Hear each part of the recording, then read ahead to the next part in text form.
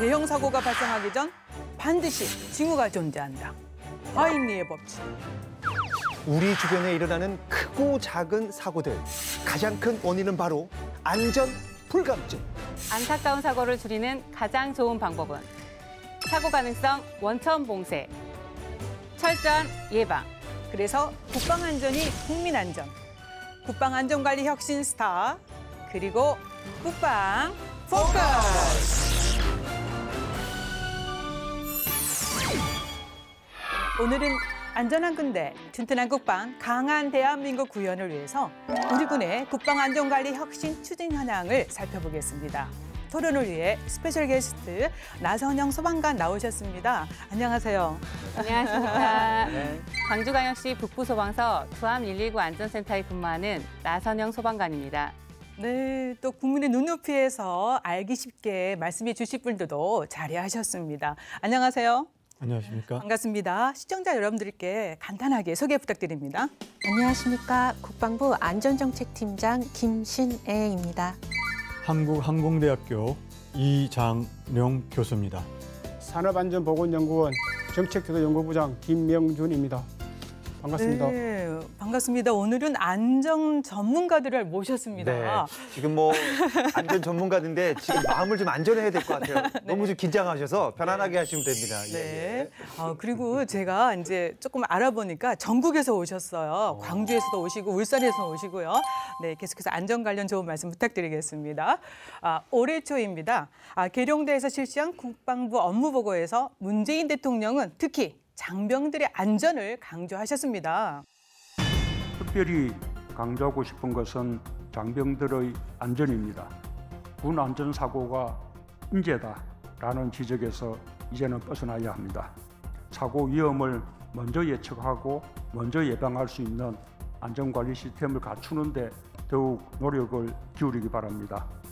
군 안전사고가 인재라는 지적, 조금 안타깝고 부끄러운 일이 아닐까 생각이 드는데 우리 나선영 소방관님 어떻게 생각하십니까? 그렇죠. 안전사고란 부주의로 일어나는 사고, 철저한 대비로 미연에 방지할 수 있기 때문에 큰 질타를 피할 수 없는 사고인데요. 특히 군은 대한민국 국방을 책임지는 조직인 만큼 더욱더 안전에 만전을 기한다고 생각합니다. 예, 우리 여성 소방관님 모셨습니다. 그렇죠. 예, 네. 정말 중요한 역할 해주시는데 지금 말씀해 주신 대로 그래서 국방부 올해 정말 중요한 결정을 내렸습니다. 사람 중심의 건강하고 안전한 병영을 만들기 위해서죠. 5월입니다. 국방부 최초 안전정책 컨트롤 타워가 마련됐는데요. 팀장님께 이게 어떤 곳인지 좀 여쭙고 싶습니다. 소개해 주시겠습니까? 네. 국방부는 지난 4월 28일에 국방부 창설 이래 최초로 안전정책팀이라는 안전조직을 담당하는 전문 부서를 신설하였습니다. 우리 군에는 그 안전의 전문 조직이 생긴 게 공군의 항공안전단이 처음이었는데요. 네. 그 이후에 시차를 두고 육군 그리고 해군이 이제 안전조직을 꾸리게 되었습니다. 네. 말씀하신 대로 안전정책팀은 먼저 생긴 각 군의 안전조직을 아우르면서 그 군수, 시설, 탄약, 훈련 등 각 기능부서의 안전관리를 아우르는 총괄 역할을 하게 되고요. 네. 이를 통해서 국방부 내 안전사고를 획기적으로 낮추고 안전하고 강한 대한민국의 초석을 마련할 것으로 기대하고 있습니다. 근데 제가 소개할 때는 5월이라고 했는데 5월이 아니고 4월입니까? 네, 4월 28일입니다. 예, 4월로 제가 정정하겠습니다. 네. 우리 팀장님이 멘트도 안전하게 하시네요. 좋습니다. 제가 이제 군복무 시절에 이제 운전병 출신이에요. 운전할 때 이제 스피드, 주차, 코너링 이게 중요하지만 가장 핵심은 바로 안전입니다. 그동안 군에서 어떻게 안전관리 해왔는지 국민들이 보고 있습니다. 편안하게 좀 솔직하게 답변 부탁드리겠습니다. 네. 예. 네, 최근에 우리 군에서는 5년 동안 평균적으로 25명의 안전사고로 인한 사망자가 발생해 왔습니다. 네. 90년대 200명에 비하면 매우 줄어든 수치인데요. 사회 추세에 부응해서 우리 군도 안전을 굉장히 중요시 여기고 관리를 철저히 해온 결과가 아닐까 생각하고 있습니다. 네. 그럼에도 불구하고 군수나 시설, 탄약 등 기능부서에서 제각각으로 안전관리가 분산적으로 이루어져 오고 있고 예하부대에서는 아직까지도 전문적인 안전관리나 제도 시스템에 의하지 못하고 지휘관의 지시라든지 상급부대에 의해서 안전관리가 이루어지는 측면이 있습니다. 예. 그래서 앞으로는 우리 군도 전문적인 위험관리, 진단, 평가, 교육 등에서 제도와 관리 시스템이 이루어지는 체계가 구축되어야 할 것입니다. 이에 저희가 자랑할 만한 선례가 있는데요. 네. 바로 공군의 항공안전단입니다. 안전관리를 책임지는 전문 조직인데 네. 이 부분에 대해서는 우리 이장용 교수님께 말씀을 듣고 싶습니다. 교수님 바톤 받으셨습니다. 예. 네.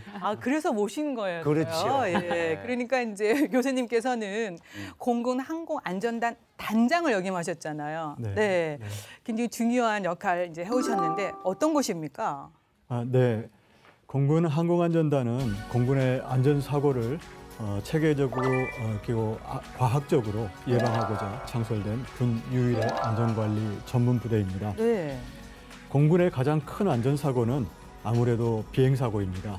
그래서 이런 비행사고를 체계적이고 과학적인 조치를 통해 예방하고자 하는 목적을 가지고 탄생한 것이 공군 항공안전단인데요. 네.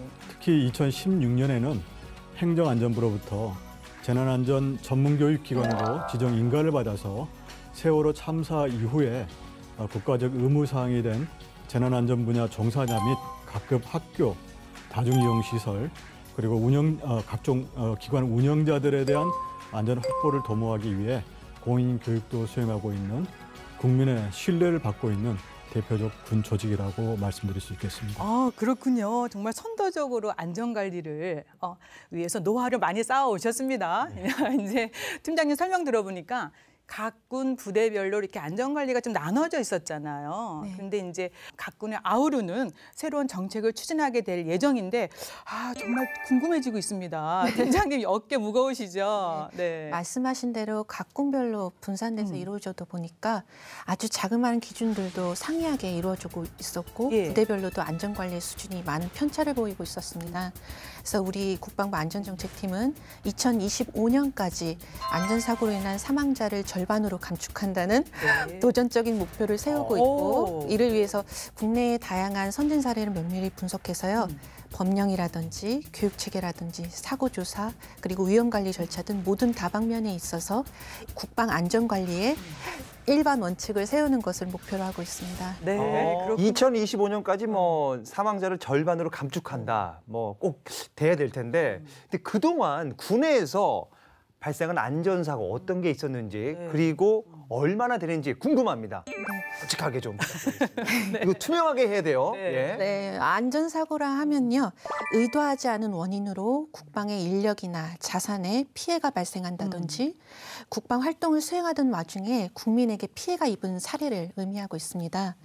19년 말 기준으로 안전사고로 목숨을 잃는 사망자 수가 23명이고요. 네. 아까 말씀드린 대로 최근 5년간은 25명의 사망자가 발생하고 있는데 10,000명당 한 0.4명의 꼴이고 네. 인간을 기준으로 봤을 때는 민간이 0.5명인데 이보다는 낮은 수치로 관리되고 있는 편입니다.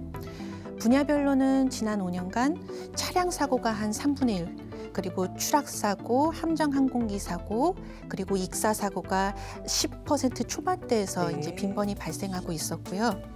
대부분은 이제 표면적으로 봤을 때는 안전 불감증이나 수칙의 미준수로 이제 확인이 되는데 네. 그 저변에서는 교육 훈련의 절차가 복잡하다든지 아니면 교범이 미비했다든지 아니면 시설이나 장비 등이 안전성을 제대로 갖추지 못했다든지 하는 다양한 물적, 환경적 요인이 결부된 것으로 확인하고 있습니다. 네. 네, 다만 안타깝게도 우리 군의 사망 사고 이외에 부상이나 자산 피해에 대한 면밀한 그 재통계는 아직 부족하고요. 네. 그 원인을 또 객관적으로 분석하는 체계가 아직 미흡하다 보니까 총체적으로 어느 원인으로 어떻게 재해가 발생하고 있는지에 대해서 아직은 판단하기가 지금 쉽지 않은 상황입니다. 네. 그래서 앞으로는 이를 감안해서 안전사고 발생률이나 질병 발생률 등을 산출해 보다 높은 기준으로 안전을 관리하고자 하고 있습니다. 네, 사실 군은 그 조직 특성, 또 임무 특성, 또 역할을 고려해 본다면 안전사고에 취약할 수밖에 없을 것 같아요. 혹시 군에서 발생하는 이런 안전사고의 특징이나 요인을 분석해 보신 게 있습니까? 저희들이 그 세부적인 사항에 대해서는 뭐 분석을 할 수 없지만 네. 일반 민간 사업장에서는 저희들이 그 신규 입사자 경험이 없지 않습니까? 근데 네. 그분들이 산재에 그 산업재해에 워낙 취약합니다. 그러다 보니까 그 군은 보면 장교분들도 계시지만 또 일반 사병들은 지금 그 군복무 기간이 짧지 않습니까? 네. 그러다 보니까 군은 일반 그 민간 사업장과는 달리 그 정해진 기간만 복무하다 가는 겁니다. 그러다 네. 보니까 그 2019년도 고용노동부 그 발표 자료에 따르면 그 입사한 지 6개월 미만 있지 않습니까? 6개월 미만이 산업재해 전체 54.5%를 차지하고 있습니다. 많이 차지하는. 예, 그러니까 또 1년 미만이면 64%, 2년 미만이면 74%인데 지금 보면 전부 한 1년 정도 일하는 거지 않습니까? 훈련받고 나면은. 그러다 보니까 저희 군에서도 산업재해 예방이라든지 그 산업재해 예방 그 표준 모델을 군에서 그 장병들한테 교육이라든가 대책을 세울 때 한번 참고하시면 될 것 같습니다. 그리고 또 군에서 발생할 수 있는 안전사고 유행은 민간 사업장에서 발생할 수 있는 안전사고 유행보다 훨씬 더 위험합니다. 왜냐하면은 그 해군도 있고 공군도 있고 우리 교수님 말씀하셨듯이 또 육군 또 일반 산업재에서는 또 벌목 산업 있지 않습니까? 산에서 일하는 그런 아주 위험한 업종에 돼 있는데 군은 거기다 산악지에 있지 않습니까? 예. 그러다 보니까 특별히 관리가 필요하다고 봅니다. 네. 근데 이 교수님, 현재 우리 군이 그 첨단한 무기나 지금 계속해서 지금 발전시켜 나가고 있는데 이렇게 되면은 군에서 발생할 수 있는 안전사고 유형도 또 양상도 달라지지 않을까 싶은데 이런 점은 어떻습니까? 예. 사회자님 말씀대로 군 전투력이 첨단화, 무인화되면은 군에서의 안전사고 양상도 달라지게 됩니다. 무기체계 첨단화에 관한 그 한 예를 들어보면은 예. 과거에는 적기를 격추시키기 위해서 우리 전투기 조종사가 그 적기를 육안으로 식별하고 뒤로 가서 적기의 꼬리를 물었어야 됩니다. 그래야 이제 그 적기에 기총을 쏘든지 아니면 열추적 미사일을 발사를 하든지 할 수 있었기 때문이죠. 그래서 이제 과거 전투기 조종사들은 정말 강도 높은 기동 비행을 했습니다. 그러다가 과도한 중력과 속도, 즉 G포스에 노출이 돼서 의식을 상실하고 사고로 이어진 경우도 종종 있었고요. 네. 하지만 첨단화된 전투기는 수십 킬로미터 떨어진 위치에서 레이더로 적기를 식별하고 장거리 미사일로 격추할 수가 있습니다. 네.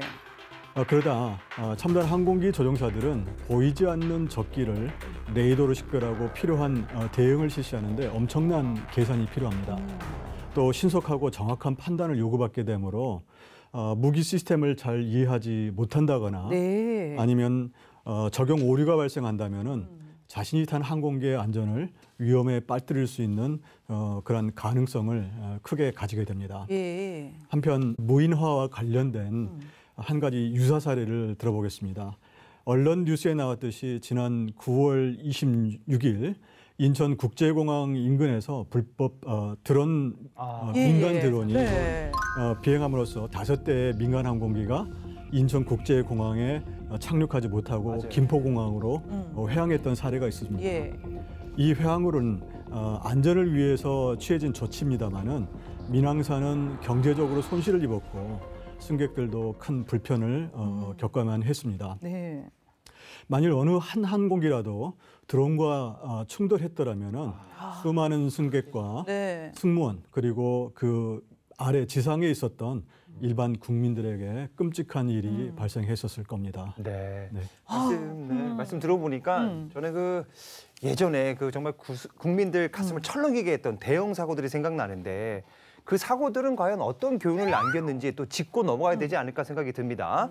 우리 사회 군에 발생한 안전사고 도대체 무슨 일이 국방 지식의 모든 것 지식 포커스. 우리에겐 넘지 말아야 할 선이 많습니다. 잔디보호선, 폴리스라인, 사회적 거리두기선, 그리고 중앙선.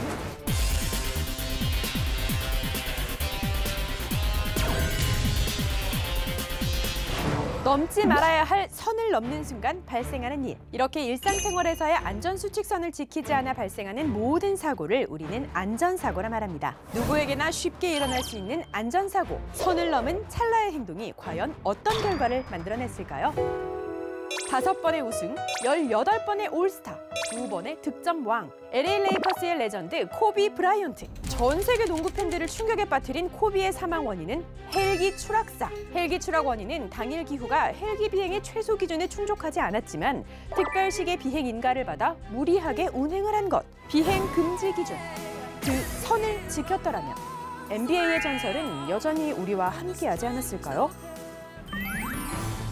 전 세계가 탄식했던 또 하나의 사건. 지난 2019년 커다란 불길과 함께 사라져버린 860년의 역사. 파리 노트르담 대성당 화재 사고입니다. 프랑스 정부가 공식 발표한 화재 원인은 과실과 부주의로 인한 실화. 그날 보수공사 현장에서 화재 예방 수칙, 그 선을 지켰더라면 노트르담 대성당은 861년의 역사를 간직하지 않았을까요? 부주의로 인해 발생하는 안전사고, 우리 군도 예외는 아닙니다. 통계에 따르면 군에서 발생한 안전사고로 목숨을 잃은 장병은 평균 25명. 특히 가장 많이 발생한 것이 바로 차량사고였는데요. 병사 5명이 사망하는 사건이 발생합니다. 사고 현장에서 발견된 건 뒤집힌 군용 트럭 한 대. 야간 경계근무 교대를 위해 이동하던 이 트럭은 경사진 커브길을 달리다 언덕 아래로 굴러 전복됐는데요. 교통안전관리공단의 정밀조사 결과 사고의 직접적인 원인은 역내 차량 운행 규정 속도를 지키지 않아 발생한 과속. 그날 그 선을 지켰더라면 응급 상황이 발생했다. 커다란 포상과 함께 갑판 위 한 수병이 쓰러집니다. 수병이 쓰러진 이유는 그의 머리를 스친 76mm 함포 포탄? 해군과 국방기술품질원의 합동조사 결과 함포 오발 사고 원인은 모두 3가지였는데요. 오발 사고 발생 전 크랭크 덮개의 고정 너크가 풀려 장전 중이던 포탄이 함포 내부에 걸린 것이 첫 번째 원인. 둘째로 수리를 위해 다시 전원을 켜자 2개의 사격 안전기어 장치 접촉면에 미끄러짐 현상이 발생. 걸려있던 포탄이 자동으로 발사된 것. 마지막으로 포탄 제거 작업 중 포탄이 날아가는 방향에 대한 인원 접근 금지 조치 안전수칙을 지키지 않았기 때문이었죠. 그날 그 선을 지켰더라면 지난 2007년 웅천 공군 사격장 상공에서 공대지 사격 훈련을 하던 중 인근 해상에 추락한 KF-16 전투기. 추락 원인은 엔진 정비 불량. 사고 발생 전 내구성에 문제가 있던 엔진의 터빈 블레이드 지지대를 정비사들이 교체하지 않았고 그로 인해 사고 전투기의 블레이드 지지대가 파손. 그 파편이 엔진에 손상을 가해 엔진이 정지돼 추락 사고로 이어진 것이었는데요. 그날 그 선을 지켰더라면 안전사고 예방의 중요성 이해하셨나요? 앞으로 우리 군은 안전관리체계 확립을 위해 안전관리 수준을 주기적으로 진단, 평가하고 예방 중심의 관리 시스템을 구축해 지속적인 관리와 개선을 이어나갈 예정이라고 하니까요. 격려의 시선으로 지켜봐 주시기 바랍니다. 지식! 다시 봐도 예방이고요. 네. 정말 중요한 시간에 결단, 그리고 희생 정신까지 필요한 것 같습니다. 네. 역시 이 예측 불허의 사건 이거 정말 예방하기 쉽지 않은데 그럼에도 불구하고 그런 노력은 계속돼야 될 것 같습니다. 나선영 소방관님은 아비규환 현장으로 출동 많이 하셨잖아요. 많이 했을 것 예. 그 여러 경험이 많으실 텐데 혹시 기억에 남는 그 안전사고 있습니까? 소개해 주시겠어요? 제가 최근에 겪은 사고는 아파트 공사 현장에서 잠시 휴식 시간에 물을 마시려고 안전모를 벗었는데 그 안전모 벗은 순간에 공사 현장에서 쓰던 철제 더미가 머리 위로 떨어진 사고가 있어서 크게 다친 사고가 있었습니다. 예. 그런 거는 안전모만 쓰고 계셨다면 미연에 방지할 수 있는 사고였는데 좀 네. 안타까운 사고 중에 하나라고 볼 수 있습니다. 그러니까 이제 그 안전사고 현장에 막 출동하시면 네네. 가장 중요한 게 귀한 생명을 구하기 위해서 네. 혼신을 다하시는 거잖아요. 그렇죠. 네. 네. 이제 우리 군 앞으로 어떻게 안전관리를 할 예정인지 궁금해지고요. 그리고 이제 또 8월입니다. 국방 안전 혁신 방안을 지금 마련해 놓고 있다고 하는데 소개해 주시겠습니까, 팀장님? 네, 말씀하신 대로 국방부는 이번 8월 달에 국방 안전 혁신 방안이라는 로드맵을 설계를 해보았습니다.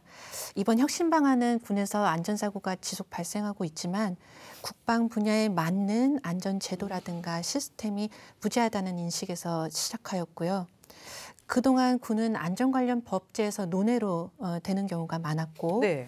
또 아시다시피 무기, 군수, 훈련 등 민간 사업장에서는 볼 수 없는 다양한 임무들을 수행하고 있습니다. 네. 그렇다 보니까 민간의 기준들을 그대로 적용하기가 쉽지 않은 분야였습니다. 워낙 적과 싸워서 이기는 그 목표의식이 강하다 보니 안전이라는 개념을 어떻게 적용해야 될 건지에 대해서도 많이 모호했었고요. 네. 그래서 이번에 이제 국방부에서는 지난 5월 달에도 각 분야별 전문가를 모시고 국방안전자문위원단을 위촉을 했습니다. 네. 그래서 이분들께 다양한 의견을 수렴해서 국방에 맞는 안전 기준 등 안전 제도적 기반을 마련하고요. 또 각 부대별로 그럼 안전 관리를 어떻게 임무를 수행해야 되는가 하는 임무 정리, 그리고 안전을 전문성 있게 하려는 인력의 확보, 그리고 다양한 관리 제도를 어떻게 선진할 것인가, 그리고 안전의식과 교육은 어떻게 높일 것인가 하는 5대 분야의 12대 실행과제를 선정하여서 네. 국방안전 혁신 방안을 마련하였습니다. 네. 자, 그럼 진단을 좀 해보겠습니다. 교수님, 이렇게 국방부에서 발빠르게 대응하고 있는 국방 안전 혁신 방안 어떻게 생각하십니까? 예, 전투 잘하는 군인이 스스로를 안전하게 관리하는 데는 한계가 있습니다. 전투적인 관점에서 안전도 바라볼 수밖에 없는 것이죠. 네. 이러한 한계를 극복하기 위해서 안전 전문 인력을 군 내부적으로 양성하고 관리하는 것이 필요합니다. 여기에는 선발, 교육, 안전관리, 인사관리 등이 이제 포함이 되는데요. 네. 예를 든다면은 입대 전에 안전 관련 분야를 전공했던 사람들을 특별 전형으로 선발한다거나 네. 아니면 안전과 관련된 위탁 또는 심화 교육을 받게 한다거나 안전 업무 수행 자원들이 전문성을 살릴 수 있도록 보직이나 인사관리를 하는 것 등이 여기에 포함될 수가 있겠습니다. 네, 역시 그 공군 항공안전단 단장님 답게 정말 아이디어가 막 쏟아집니다. 우리 김 부장님도 이제 뒤질 수 없죠. 어떤 항목을 눈여겨보시는지 좀 답변 부탁드리겠습니다. 예. 저도 그래 이번에 그 국가 안전대 진단시 한 4군데 정도의 부대를 방문했습니다. 제가 주로 본 것은 그 보면은 부대별로 그 안전을 총괄하는 그 팀이 있습니다. 부서가 있을 건데 그 부서의 지침이 그 마지막 그 부대원들에게 어떻게 작동하고 있는지를 제가 집중적으로 봤습니다. 아무리 좋은 제도가 있더라도 직접 그 가장 위험에 노출되는 그 부대원들에게 그 침투가 안 되고 실증이 안 된다면 별 의미가 없지 않습니까? 예. 그러다 보니까 저는 제 현장 작동성 여부를 많이 봤습니다. 보면 저희도 마찬가지지만 민간도 마찬가지지만 군대도 마찬가지일 겁니다. 제도적인 그런 제도 개선은 많이 되어 있습니다. 그러다 보니까 되어 있지만 실행이 안 되는 경우가 많다 보니까 네. 저는 그걸 이제 중점적으로 봤는데 아마 보면 우리 그 국방 그 안전 혁신에도 있겠지만은 지금 가장 또 하나 하두가 뭐냐면은 그 위험성 평가 제도가 있습니다. 위험성 평가? 예. 그러니까 이제 사전에 위험성을 평가해보고 예를 들면 사업장에 투입을 하는 거죠. 예를 들면 맨홀에 들어가지 않습니까? 그러다 보면 아마 언론에 보면 맨홀 사고 많이 나지 않습니까? 그렇죠. 그러다 보면 우리는 지침에 보면은 반드시 맨홀에 들어가기 전에는 산소 농도 측정을 하라고 되어 있습니다. 그런데 안 하고 그냥 들어가다 보면 구조하러 가는 사람도 사고가 나지 않습니까? 네. 그러다 보니까 사전에 위험성 평가를 해보고 안전하면 투입하는 게 위험성 평가 제도인데 그게 저희 민간 사업장도 마찬가지입니다. 보면 그 안전 총괄하는 부서에서 점검용으로 그냥 하는 경우가 많다는 거죠. 많다는 거 표현은 좀 그렇지만 어쨌든 다소 있다는 겁니다. 그러다 보니까 그냥 점검을 위한 그런 형식적인 게 아니고 이게 실제로 그 위험성 평가는 그럼 위험성 평가 누가 해야 되겠습니까? 가장 위험을 느끼는 사람은 작업 안 한 사람일 겁니다. 예. 그러다 보니까 저희들이 그 산업안전보건법령을 개정을 했습니다. 그래가지고 이제 위험성 평가 시에는 반드시 그 해당 근로자가 그 위험성 평가에 참여할 수 있도록 네. 그렇게 해야만 그 현장 작동성이라든가 실효성이 담보가 될 거 아닙니까? 네. 그렇게 하고 있습니다. 그러다 보니까 아마 군에서도 하게 된다면 위험성 평가에 가장 그게 중요할 것 같습니다. 네. 두 분 전문가 말씀 들어보니까 역시 현장에 답이 있습니다. 그리고 효율적인 사전 예방 교육이 중요한데요. 팀장님, 그래서 국방안전 혁신 방안 마련했을 때 5개 큰 대과제 있지 않습니까? 그중에 이제 제도적 기반을 마련하겠다 했잖아요. 세부 추진 과제 나와 있습니까? 네, 그렇습니다. 우선적으로 국방부는 국방안전훈령을 제정할 계획입니다. 이는 국가의 재난안전관리기본법에 상응하는 국방의 원칙을 세우는 법 기준이 될 텐데요. 보통 훈령에는 정책의 목적과 방향, 그리고 여러 조직들의 임무, 그리고 그 업무를 수행하는 절차들을 규정하게 되어 있습니다. 그래서 저희는 국방안전훈령을 통해서 지금 각 부대 그리고 부서별로 분산적으로 이루어져 오는 안전관리를 통합적으로 힘차게 추진할 수 있는 근거를 마련할 수 있겠다고 기대하고 있고요. 또 하나는 부대별로 지금 자율적으로 안전에 관한 매뉴얼과 수칙들을 많이 발전시켜 왔습니다. 그런데 안타깝게도 안전사고의 많은 부분들이 이 수칙과 매뉴얼들을 제대로 사전에 참고하지 못하고 일어난 사고들이 많습니다. 그 이유를 살펴보면 인적 요인도 있겠지만 매뉴얼 자체가 매우 복잡하고 현실에 떨어지는 내용을 담는다든지 근처에 두지 못하고 저 부대에 하나씩 둔다든지 하는 식으로 활용성이 매우 떨어지는 이유가 많았는데요. 그런 부분들을 정비하기 위해서 보다 쉽고 간편하게 정비하고 또 최신의 기술인 QR코드라든가 뭐 스마트 글래스 그리고 NFC 등 같은 기술들을 활용해서 임무 수행 중에도 옆에 끼고 제대로 참고할 수 있도록 지원할 방침입니다. 그리고 연내에 지금 중장기 국방 안전에 대한 정책과 이를 평가할 성과 체계를 지금 마련 중에 있는데요. 국가에서는 지금 각 부처별로 그 국가 안전관리 기본 계획을 수립하도록 되어 있습니다. 아직까지 국방부는 이런 중장기 계획을 수립하는 체계가 없는데 국가 체계에 상응해서 우리 국방부도 중장기 계획을 수립하고 이에 따라서 관리할 수 있도록 하는 기반을 마련하고자 합니다.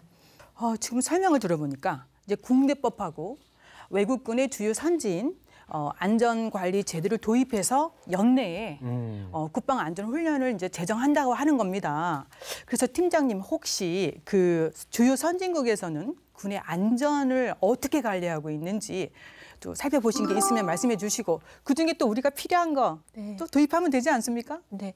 그 사실 우리나라의 국내 안전보건법 체계가 많은 부분 선진국의 제도를 많이 벤치마킹했습니다.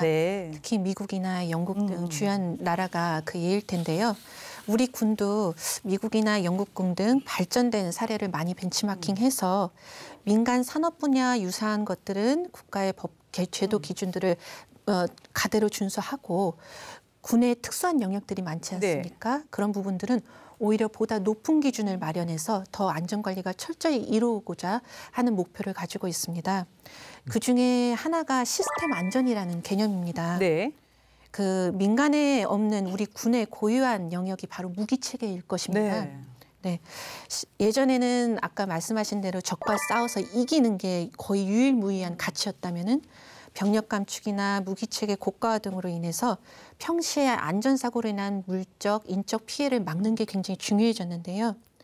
사고를 사전에 예방하고 승조원들이 안전하게 그 임무를 수행할 수 있는 것까지 고려하는 게 바로 전투의 기본 관리 개념이 되었습니다.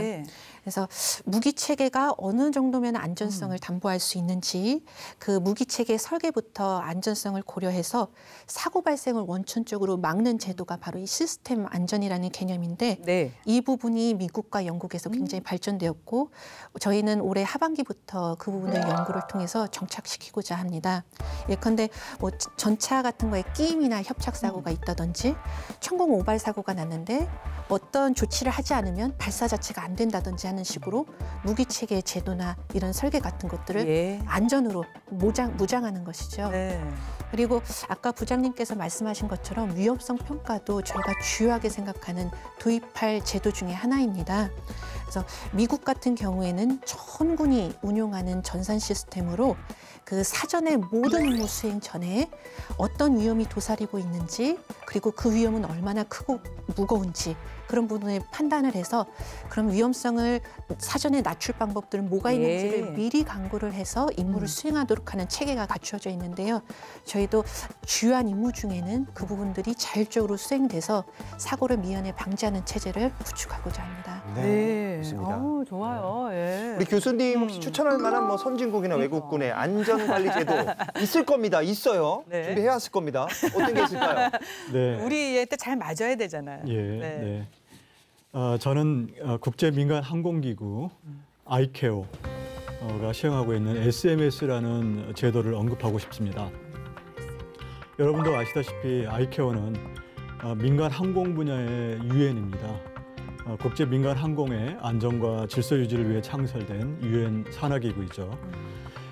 SMS는 세이프티 매니지먼트 시스템의 약자로서 아이케오가 2013년 전 세계 193개 회원국에게 의무적 시행을 권고한 안전 관리에 관한 지침인데요. 네. 엄청난 것 같지만 큰 틀에서 보면은 크게 두 개의 요지를 가지고 있습니다. 첫째, 항공 안전은 회원국 정부가 책임지고 관리해라. 둘째, 각 회원국 내의 항공 기업들은 자신의 여건과 상황에 맞는 안전 관리를 의무적으로 수행하라는 것입니다. 네. 이를 위해서 아이케오는 회원국 정부와 정부의 컨트롤을 받는 각 기업들이 적용해야 할 4가지 프레임을 제공하고 있는데요. 안전 정책 및 목표, 그리고 위험 관리, 위험이 잘 관리되고 있는지를 확인하는 안전 보증, 그리고 그리고 여기에 국가와 기업의 안전 수준을 현재보다 더 향상시키도록 노력하는 안전 증진 활동 등이 있습니다. 네. 여기에서 정책, 목표, 안전 보증, 위험 관리, 안전 증진이라는 키워드들이 들어가 있는데요. 현재 우리 군이 추진하고 있는 국방 안전 혁신 방안과 그 맥락을 같이 하는 키워드들이 되겠습니다. 네.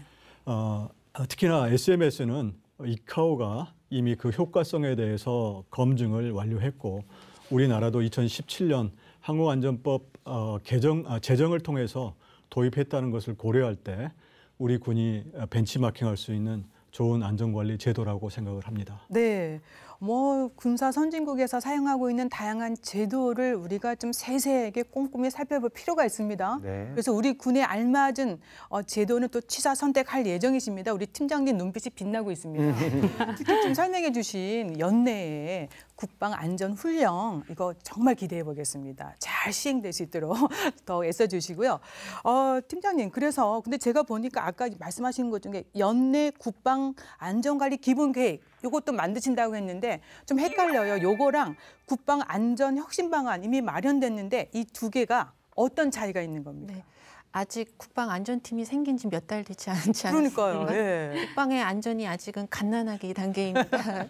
그래서 지난 8월에 수립한 혁신 방안은 네. 그 안전팀과 각 군의 안전단이 좀 중심이 돼서 안전 조직이 중심이 돼서 법제도나 정책 기획 그리고 사고조사, 교육 같은 공통으로 전 분야에 걸쳐서 좀 적용될 기반의 체계를 마련하는 방안들에 좀 중점을 두었고요. 예. 연내에 이제 마련될 국방안전 기본계획이라는 한 부분은 중장기 계획으로서 탄약, 군수, 시설, 교육훈련 같은 각 분야별 발생할 수 있는 사고 피해 유형별로 실제적인 대응 대책을 담을 예정입니다. 네. 그래서 아마 실질적으로 부대에 직접 영향을 미친다든지 바로 관리상에서 적용돼야 될 다양한 기준들이나 제도들은 연내에 그 마련될 기본 계획에서 많이 참고하실 수 있을 것입니다.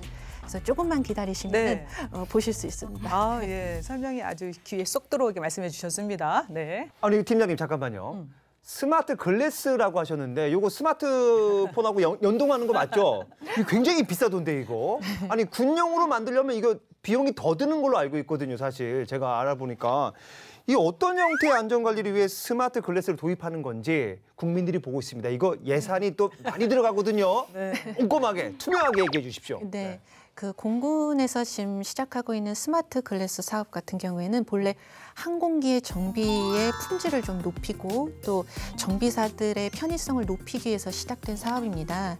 근데 이제 이 사업 자체의 스마트 글래스가 그 제작사의 안전 기준 등이 담긴 그 두꺼운 아주 복잡한 영문 기술 교범이나 도서들을 이제 길렛에 탑재하는 것이거든요. 그렇다 보니까 그 정비 작업할 때 책을 막 들춰가면서 이 복잡하다든지 아니면은 항공기 같은 협상 공간에서는 정비 자체가 굉장히 그렇죠. 어렵습니다. 네. 이런 고위험 작업 환경에서 안전 기준 등이 담긴 교범들을 더욱더 참고를 잘 하기 위한 용도로 이제 그런 특정 분야에서 활용될 예정이고요.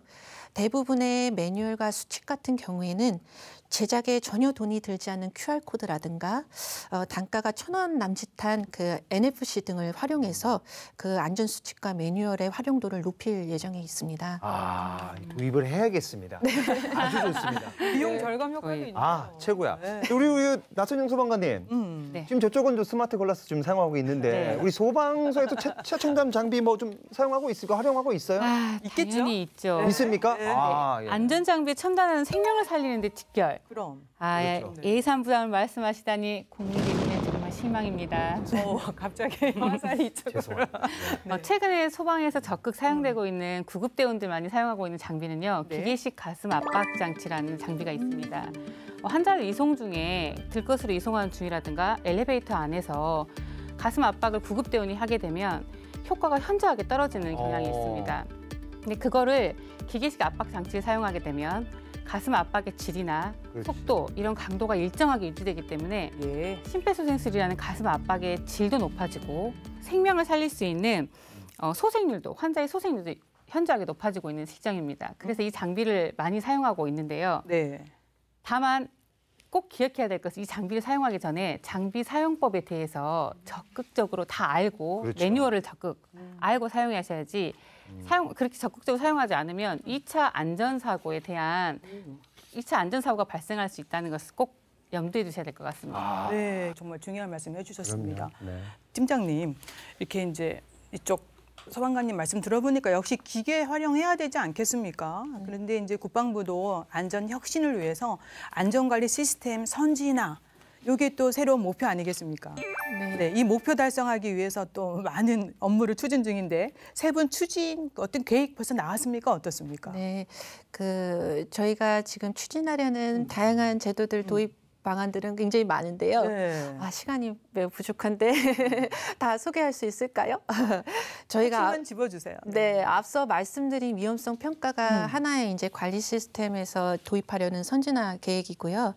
또 주요하게 저희가 여기고 있는 점이 점검 진단, 그리고 사고 조사, 그리고 정보 관리입니다. 네. 첫 번째로 이제 점검 진단 같은 경우에는 저희가 사전에 사후 약방문이라고 해서 사고가 난 다음에 이제 대응하는 것이 아니고 사전에 어떤 유해 위험 요인들이 도사리고 있는지를 면밀히 점검하는 파트인데요. 아까 말씀드렸다시피 군에는 그 부대에서 사용하는 설비나 장비들의 안전성과 성능을 어느 정도가 되면은 안전하다고 보는지에 대한 기준들이 바탕이 없습니다. 네. 그러다 보니까 군에 맞는 군에 고유하고 특수한 그런 분야에 대한 안전 기준을 새록하게 정립하고 그 기준에 맞춰서 주기적으로 안전 점검과 진단이 나가는 그 절차와 체계를 구축하고자 하고요. 네. 그다음에 또 사각지대에 놓인 위험 요소들을 면밀하게 식별하기 위해서 저희가 모바일 안전제보 앱을 만들 예정입니다. 그래서 워낙 관리 책임 범위가 넓고 예. 부대 활동이 다양하다 보니까 어느 한 관리관에 의해서 부대 안전관리를 맡기기가 쉽지 않습니다. 그래서 전 부대의 원에 의한 안전관리가 이루어질 수 있도록 누구라도 익명성을 보장해서 안전 제보를 할 수 있도록 하는 네. 기술적인 체계를 만들려고 하고요. 또한 군에 아직까지 좀 부족한 점이 조사 체계입니다. 네. 안전사고가 일어났을 때 조사가 이루어졌고 그 조사 결과를 제대로 이제 공신력 있게 믿을 수 있느냐. 그리고 그간에는 군기 사고를 담당했던 그 군사경찰 쪽에서 수사의 일환으로서 이 안전사고를 담당했다 보니까 문책 대상자를 가리는 근데 초점이 맞춰져 있어서 누구라도 이런 안전 위험에 직면할 수 있고 그런 환경을 개선하기 위한 사전의 제거 조치는 무엇이 있을까를 저변을 살펴보는 데는 좀 부족했었습니다. 그래서 사고를 예방하는 데 초점이 주어지는 조사 체계를 구축하는 데 또 한 가지 이제 목표가 있고요. 네. 세 번째는 안전 정보 관리입니다. 아쉽게도 저희 국가에서처럼 부상자, 피해, 질병 같은 데이터 관리가 지금 미비했습니다. 워낙 육군 같은 경우에는 워낙 다양한 활동들이 벌어지고 있고 부대도 산재도 있다 보니까 통계된 이제 피해 현황들이 집계되는 데이터 시스템이 굉장히 부족했는데요. 이는 관리해야 될 데이터가 무엇이고 어떻게 기록되고 집계되는 표준화 자체가 미흡했기 때문에 군에서 올라오지를 못했었습니다. 이런 부분에 대한 데이터 표준화나 통계 지표 개발을 올해 안에 선행을 해서 2026년경에는 다양한 시설 군수의 다양한 정보들과 연동을 해서 군의 주요 사고 유형별로 어떻게 일어날 것인지 하는 예측 시스템까지 개발하는 계획을 갖고 있습니다. 네, 그렇군요. 좋습니다. 우리 팀장님 얘기 제가 꼼꼼하게 잘 들었습니다. 안전 제보 앱을 개발한다. 아주 좋습니다. 하지만 저 국방 개그맨이 날카롭게 질문 좀 몇 개 세 가지만 가겠습니다. 첫 번째, 병사들이 휴대전화를 사용하지만 일단 카메라 사용을 하면 안 되잖아요. 그럼 간부들만 이 휴대전화 사진으로 찍을 수 있는 건지 뭐 글로만 쓰는 건지 첫 번째 질문이고, 두 번째, 부대 관리가 소홀한 곳에 제보한다. 혹시 불이익을 당하는 게 아닐까? 괜히 내부자들 되는 거 아닌가? 걱정되죠. 그죠? 익명성 보장되는 건지 궁금합니다. 세 번째, 제보를 위해서 부대 구석구석 살피다가 사고라도 나면 이거 책임질 건지 안 질 건지 이것도 중요합니다. 사각지대 해소를 위해서 CCTV를 확충해야 되는 거 아닌가? 저는 그렇게 생각합니다. 답변해 주십시오. 팀장님 갑자기 당황하셨어요. 하셨어 지금? 어려운 질문 세 개. 역시 지금부터. 국방 개그맨답게 정말 날카로우신데요. 네. 그 말씀하신 것처럼 현재 이제 국내에서는 카메라 사용이 제한되고 있고 그렇죠. 이는 네. 병사뿐만이 아니라 간부도 마찬가지입니다. 간부도 제한돼 있어요. 네네네네. 이 카메라를 사용할 수 있다면 위험 상황을 백무리 분열견이라고 하지 그렇죠. 않습니까? 네. 한 번에 딱 찍어서 공유를 쉽게 할 수 있을 텐데요. 아쉽게도 이제 저희가 지켜야 될 가치가 안전만큼 보안도 중요하니까 지금 상황에서는 둘 다 지키는 방법이 일단은 글밖에 없더라고요. 글로. 네. 그리고 이제 군의 안전사고가 사실은 대부분 병사보다는 간부에 의해서 지금은 좀 이루어지고 있습니다. 그래서 모든 부대원이 사용하는 체계로 지금 목적으로 이제 만들어지고 있는데요.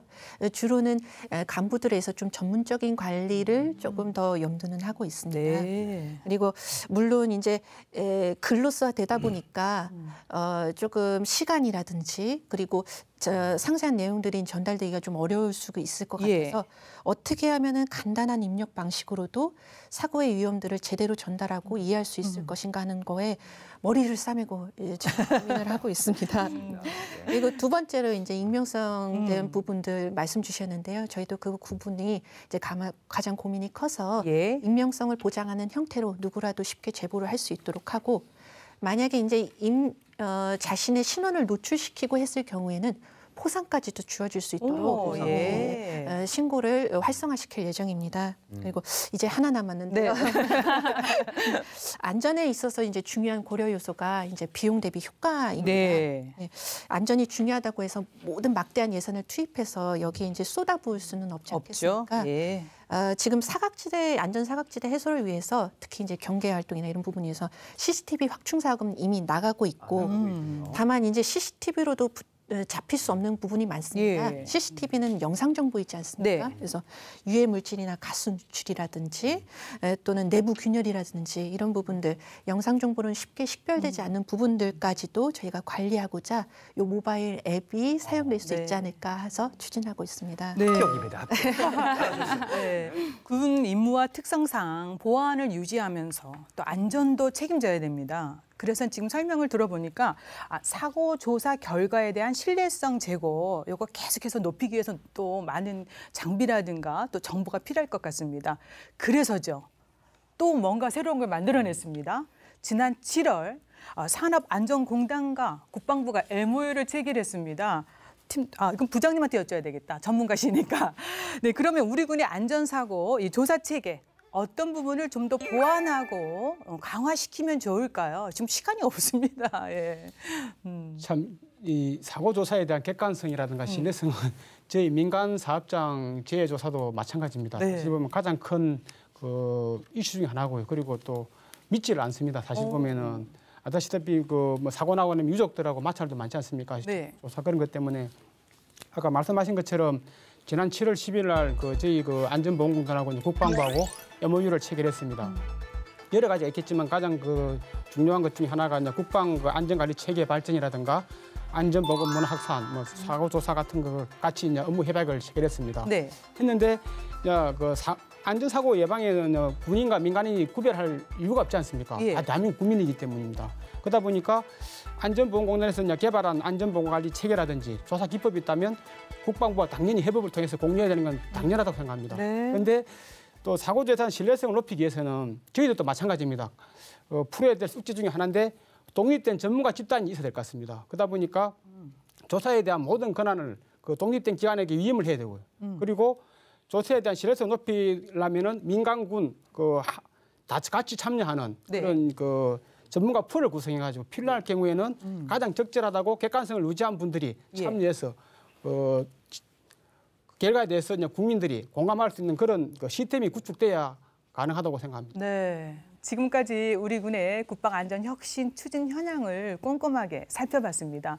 그 전략 비전이요. 안전한 군대, 튼튼한 국방, 강한 대한민국 이 건설입니다. 그래서 이제 마지막으로 세 분께 여쭙겠습니다. 이런 강한 대한민국 구현을 위해서 필요한 게 무엇인지 조언, 바람, 당부, 다짐 부탁드리겠습니다. 우선 교수님 먼저 해주시겠습니까? 네. 저는 국방안전혁신 방안이 군 운영에 있어서 기반이 되는 물꼬를 바꾸는 역사적 제도의 시작이라고 생각을 합니다. 네. 세상 만사가 비슷하지만 처음에는 큰 틀에서 제도가 물길을 열고 이후에 동조 현상이라고 불리우는 사회 심리학적 개인 차이가 또 발생하고 또 조직의 문화를 바꾸게 됩니다. 네. 그래서 저는 이런 것들을 기초해 봤을 때 국방안전혁신 방안을 시행을 통해서 우리 군 안전관리에 대한 제도적 기둥이 세워졌다고 이렇게 봅니다. 네. 앞으로 장병들이 가시적이고 이런 변화를 느끼게 되면은 장병들의 안전의식에 영향을 받을 것이고 이것이 제도와 합치되었을 때 우리 군 안전문화가 강화될 것입니다. 결국 국방문화에서 성숙한 안전문화의 정착이 우리가 추구해야 될 궁극적 목표가 될 것이라고 생각합니다. 네, 더 잘 싸우기 위해서는 안전에 대한 인식, 문화가 우리 장병들 스스로에게 좀 딱 들어갔으면 좋겠습니다. 역시 안전에 관련된 교육 중요할 것 같고요. 부장님, 예.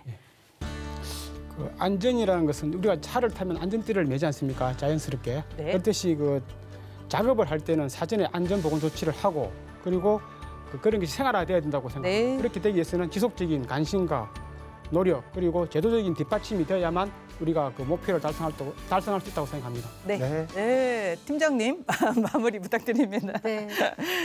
지난 5월 달에 국방안전자문위원 위촉식에서 자문위원으로 모신 정윤희 식품정보원장님께서 해주신 말씀이 있습니다. 네. 아는 만큼 보인다고요. 근데 저희가 지금 국방의 안전이 새롭게 기초를 다져가는 만큼 군 현실과 국내외 동향을 면밀하게 정확하게 이렇게 알아보고 방향을 바로잡는 게 중요한 시점이 아닐까 생각됩니다.